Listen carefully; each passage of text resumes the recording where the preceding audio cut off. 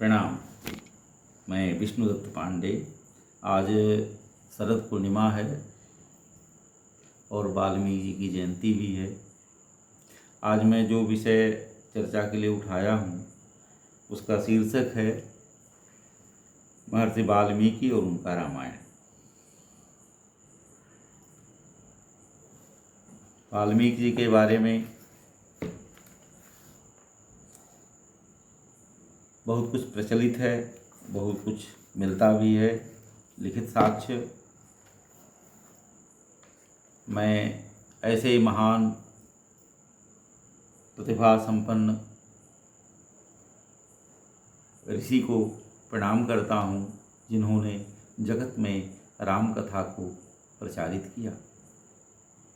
पूजन्तं राम रामेति मधुरम मधुराक्षरम आरुह्य कविता शाखां वंदे वाल्मीकि कोकिलम। और उन वाल्मीकि कोयल रूपी वाल्मीकि की जो कूक है राम गाथा के रूप में आज भी सर्वत्र संचारित है। ऐसे वाल्मीकि जी आज उनका जन्म हुआ था। आज के दिन उनकी जयंती है। वाल्मीकि जी के बारे में हमें बहुत जगह से बहुत तरह के साक्ष्य मिलते हैं।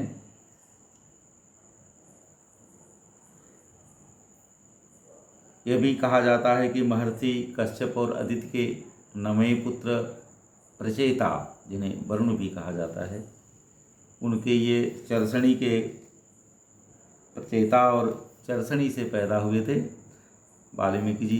इनके भाई थे भृगु मुनि। ये एक ही वंश के हैं दोनों लोग। और तैत्तिरीय उपनिषद में मिलता है कि महर्षि वाल्मीकि जो थे वो आरंभ से ही परम ज्ञानी और महातपस्वी थे। लेकिन अन्य और उदाहरण साक्ष्य मिलते हैं, जैसे अध्यात्म रामायण है उसके अयोध्या कांड में, या अन्य भी बहुत जगहों पे ऐसा साक्ष्य मिलता है। भागवत पुराण में है कि ये तमसा नदी के तट पे रहते थे और ऐसी जनश्रुति भी है कि पहले ये व्याध के रूप में इनका एक मिलता है विवरण। इनका पूर्व का नाम रत्नाकर था। ये डाकू का काम करते थे, लोगों को मारना काटना। एक बार नारद जी ने, कुछ लोग कहते हैं कि सप्तर्षियों ने इनको ज्ञान दिया, जिससे ये महात्मा बन गए, संत बन गए। इन्होंने बड़ी कड़ी तपस्या किया, इतनी कठिन तपस्या की कि इनके शरीर में बल्मीक माने दीमक लग गए थे। और बताते हैं कि जब इनकी तपस्या पूरी हुई, ये हिले डुले, तो इनके शरीर में जो दीमक की बाँबी थी उसको प्रचेता, पानी के बरसात से वो सब धुली, इनको चेतना आई। इसलिए भी इनका नाम प्राचेतस रखा गया है। प्राचेतस माने वरुण के संतान।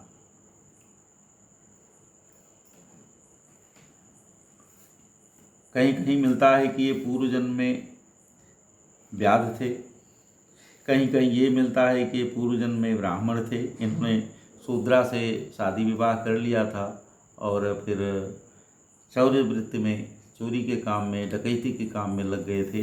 डकैती वाली घटना जो तरह तरह से मिलती है कि सप्तर्षियों के द्वारा प्रबोधित हुए थे। कहीं मिलता है कि नारद जी ने प्रबोधन किया था, ये उनको बांध लिए थे मारने का, हाँ मारना काटना चाह रहे थे, छीनने के लिए कुछ। तो ऋषियों ने कहा कि जिसके लिए ये काम कर रहे हो आप, चोरी का पाप कार्य, तो ये भरण पोषण के लिए कर रहे हो अपने परिवार के, तो क्या वो लोग तुम्हारे इस पाप के भी भागी होंगे? तो बोले ये तो पूछना पड़ेगा उन लोगों से। तो ऋषियों ने कहा कि जाओ, अच्छा पूछ के आओ। तो बड़े समझदार थे वाल्मीकि जी, कहे कि तब तुम लोग भाग जाओगे तो बोले कि अच्छा हमको बांध दो।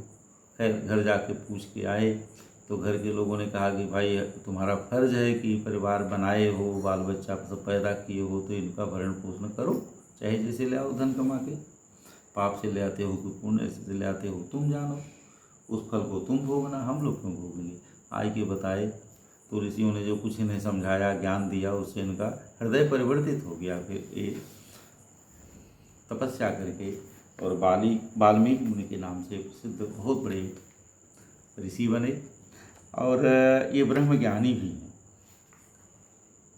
इनको ब्रह्म का ज्ञान है। फिर भी ये रस प्रवण भाव के बहुत बड़े कवि हैं, और इतने बड़े कवि हैं कि इन्होंने वैदिक छंद को सबसे पहले लौकिक कार्य के लिए प्रयुक्त किया, श्लोक छंद को, और उसमें जो इन्होंने कथा लिखी रामायण की कथा, वह लोक विस्तृत लोक प्रसिद्ध राम की प्रथम गाथा है, और आदि कवि माना गया इनको, वो पहला महाकाव्य है संसार का, ऐसी मान्यता है हमारी परंपरा की।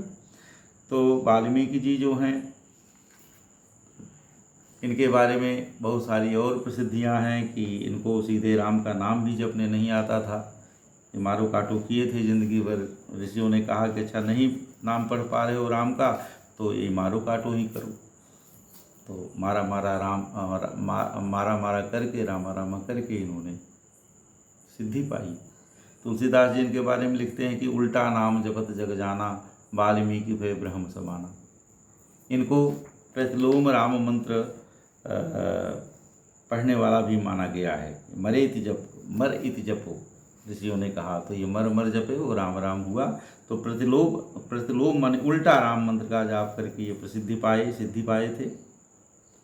और जब ये राम के समकालीन थे, जब राम इनसे जंगल में मिले थे अपने वनवास के समय में, तो राम ने इनको कहा था कि तुम त्रिकालदर्शी मुनिनाथा, हे मुनिनाथ आप त्रिकालज्ञ हैं, सर्वज्ञ हैं, विश्व बदरिज में तुम्हारे हाथा।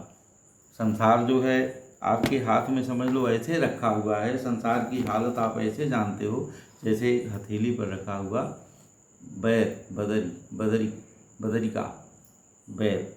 तो बैर को आप उलट पुलट के जैसे देख लोगे कि सड़ी है कि ठीक है कैसी है, ऐसे ही आप पूरे ग्लोब को जान लेते हो, पूरे विश्व का है, आप विश्व माने ब्रह्मांड को जान लेते हो, तो इतने सर्वज्ञ आपको। तो ऐसे हुए महर्षि वाल्मीकि जी तमसा तट पे रहते थे। एक दिन इनसे नारद जी मिलने आए, तो नारद जी से इन्होंने पूछा, इस समय जो इनका बनाया हुआ रामायण उपलब्ध मिलता है, उसका जो पहला कांड है बालकांड, उसका जो पहला सर्ग है बालकांड का, उसमें ये कथा है कि नारद जी आए, तो वाल्मीकि जी ने नारद जी से तपः स्वाध्याय निरतम तपस्वी वाग्विदाम्बरम नारदम परिपप्रच्छ वाल्मीकि मुनिपुंगव मुनिश्रेष्ठ वाल्मीकि ने तप स्वाध्याय में निरत नारद जी से पूछा।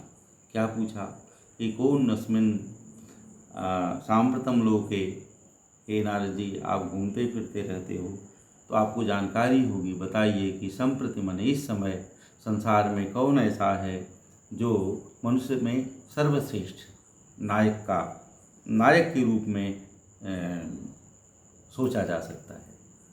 तो इस तरह से उन्होंने प्रश्न किया नारद जी से।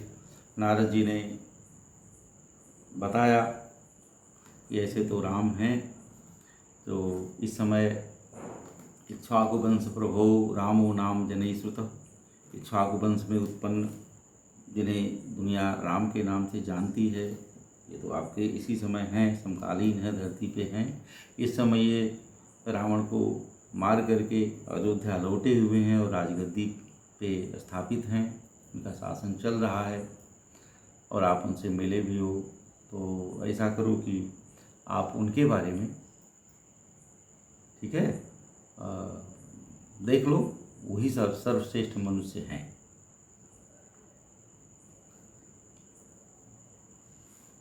नारद जी के जाने के बाद महर्षि वाल्मीकि अपने शिष्य भरद्वाज के साथ तमसा पर नहाने गए। उनके शिष्य भरद्वाज पीछे गुरु जी का बलकल रख करके, कलश ले करके पानी लेके आने के लिए पीछे पीछे जा रहे थे। तमसा तट पर पहुंचने के बाद वाल्मीकि ने कहा कि बढ़िया तट है, यहाँ कीचड़ उचड़ नहीं है, लाओ ये नहाया जाए, बलकल दो। बलकल लेके नहाने जा रहे थे, तभी उन्होंने क्रौंच पक्षी को देखा। वो घटना देखी जिसमें क्रौंच के जोड़े में से एक को एक व्याघ्र ने मार दिया था और दूसरा उसका जो जोड़ीदार है अपने मृत जोड़ीदार के लिए बिलख रहा था, विलाप कर रहा था। तो वो घटना ऋषि जो हैं बताए न, बहुत भावुक थे महर्षि वाल्मीकि। इनका शुरू का जीवन जितना क्रूर, डकैत वाला और चौर कर्म वाला और हिंसक दिखता है, बाद में इनका जब हृदय परिवर्तन हुआ थे उतने ही भाव प्रवण हो गए, उतने ही संवेदनशील हो गए, उतने करुणावान हो गए थे। तो इनका दिल पसीज गया। इन्होंने उस व्याध को शाप दिया कि माँ निषाद प्रतिष्ठाम त्वमगम शाश्वती समा यत् क्रौंच मिथुनादेकम अवधि काम मोहितम। हे निषाद, तुम बहुत दिन तक न जियो। शाश्वती समा माने बहुत समय यानी वर्षों तक न जियो, तुम प्रतिष्ठित न रहो, जो तुमने काम मोहित क्रौंच के जोड़े में से एक को मार दिया। अब यह जो उनका शोक है वो श्लोक के रूप में निकला, शोक श्लोक समागत। अब उससे बड़े चिंतित हो गए कि वैदिक मंत्र में और साप के रूप में ये श्लोक जो है कैसे निकल आया। बड़ा चिंता में व्याकुल होकर नहा धो के किसी तरह से आए और घर पे चिंतित बैठे हुए थे। तब तक लोक पितामह, लोक रचनाकार ब्रह्मा जी आकाश से उतरे, आए, इंसान के सामने प्रकट हुए। ऋषि ने उनका आवभगत किया। इसके बाद ब्रह्मा जी ने कहा, अच्छा ब्रह्मा जी के सामने भी ऋषि बड़ा खिन्न उद्विग्न बैठे थे कि आज मुझसे क्या हो गया। एक तो मैंने साप दे दिया, दूसरे वैदिक छंद को में वो साप निकला मेरे मुंह से श्लोकबद्ध। तो बड़ा चिंतित थे, अपराध भाव से ग्रस्त थे। तो ब्रह्मा जी ने कहा कि नहीं महर्षि, वो मेरी ही प्रेरणा से, तुम्हारे मन से, तुम्हारे वाणी से ये चीज़ वैखरी निकली है। ये वाणी अब ऐसा तुम करो कि नारद जी ने जो तुम्हें बताया है, जो सर्वश्रेष्ठ मनुष्य का तुम्हें खोज बताया है, जो राम हैं, उन्हीं के जीवन गाथा को तुम इन्हीं छंदों में, इसी श्लोक के छंद में लिखो। और वो जो गाथा लिख के तैयार करोगे वह अजर और अमर होगी। तो ब्रह्मा जी ने ये आशीर्वाद दिया कि जावतस्थासन्ति गिरयः सरितश्च महीतले तावद् रामायण कथा लोकेषु प्रचरिष्यति।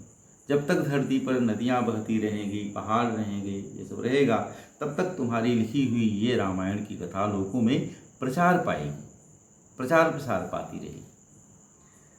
और वाल्मीकि जी ने फिर राम का चरित्र लिखा। तो ब्रह्मा जी के जाने के बाद वाल्मीकि जी ने आचमन किया और पूरब दिशा में कुछ बिछा करके, पूरब दिशा की तरफ उसका सिरा करके कुछ बिछाया और समाधि लगाया, ध्यान लगाया। और उस ध्यान समाधि में उन्होंने राम के चरित्र की सारी घटनाओं को साक्षात अवलोकन किया, देखा। ब्रह्मा जी ने कहा था तो मेरी कृपा से तुम्हें सब कुछ राम का चरित्र जो गोपनीय भी है वह भी दिख जाएगा। तो यहाँ तक कि हसितम भासितम चैव चेष्टितम च, हंसना, उनका बोलना, उनकी चेष्टाएं, राम की, राक्षसों की, वानरों की, यहाँ तक कि सीता के भी मन में जो भाव उठेगा वो सब भी तुम जान जाओगे। तो उन्होंने समाधि के द्वारा वाल्मीकि जी ने ये सब देखा और वही सब फिर लिखने के लिए उद्यत हुए और लिख डाले। रामायण जब लिखा गया, मुझे लगता है तब तक सीता का निर्वासन नहीं हुआ था। रामायण की रचना कर लिए थे।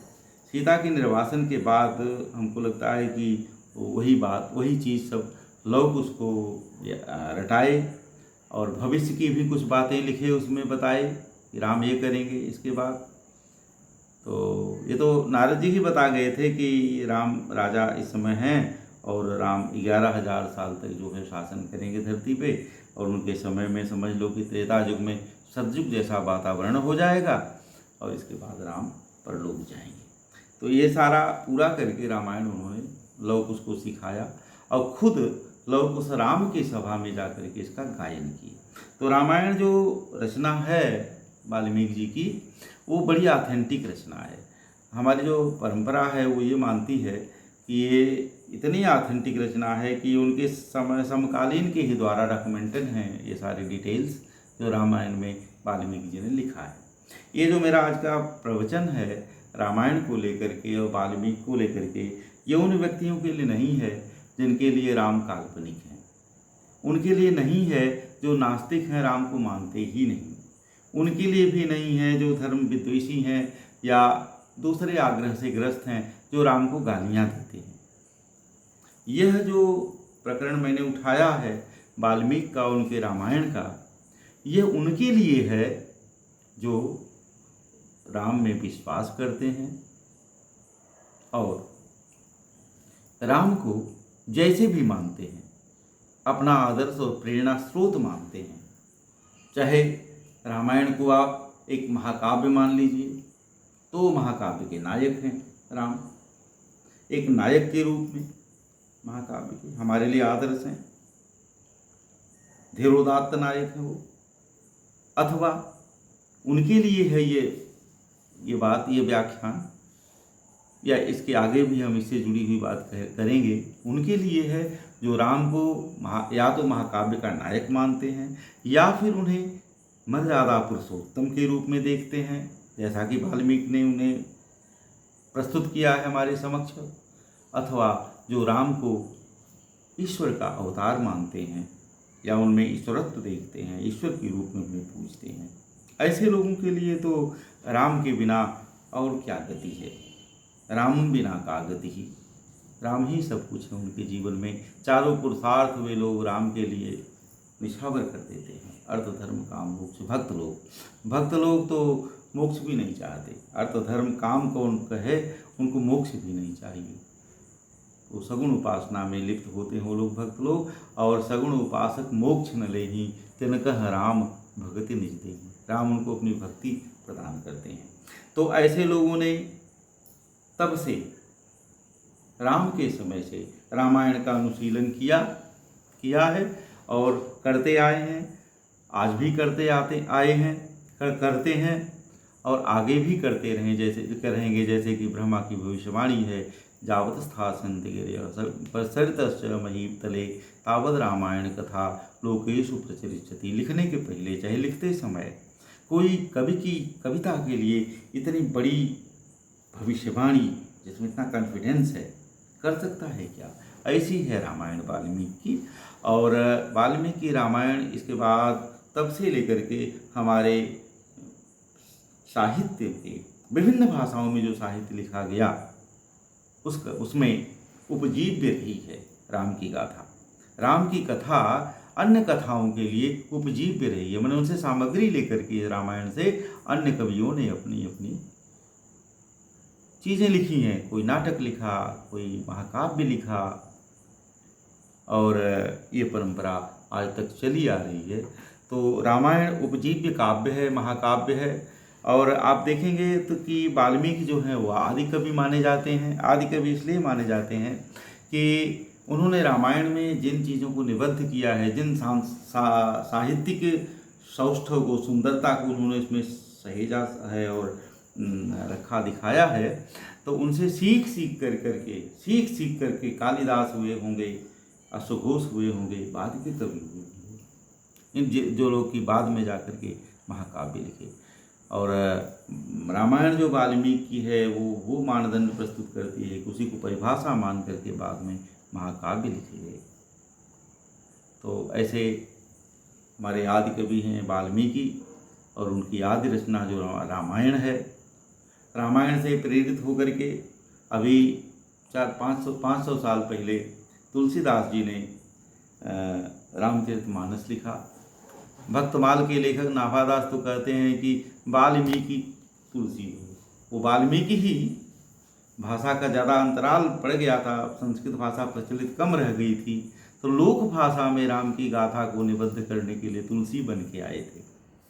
और अगर हम देखें कि तुलसीदास जी वाल्मीकि को कैसे लेते हैं, तो तुलसीदास जी वाल्मीकि को ऐसे लेते हैं कि वही वाल्मीकि जिनका हृदय परिवर्तन हुआ, जो डाकू से फिर ऋषि बने, उल्टा नाम जपत जग जाना, वाल्मीकि भय ब्रह्म समाना।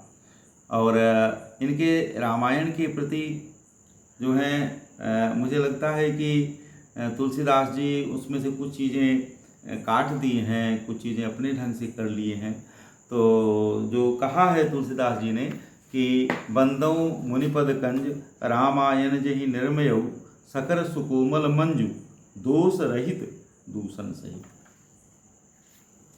अब देखिए वाल्मीकि जी को जो क्रिटिफाई किया है, एक्नॉलेज किया है तुलसीदास जी ने अपने रामचरितमानस में। रामचरितमानस के लेखक तुलसीदास जी ने कहा है कि मैं जो कुछ भी लिख रहा हूँ नाना पुराण निगम आगम सम्मतम जद रामायणे निगदितम क्वचिदन्य तो भी। नाना पुराण निगम आगम के ही आधार पर लिखा गया है। और मुनि ने प्रथम हरि कीर्ति गाई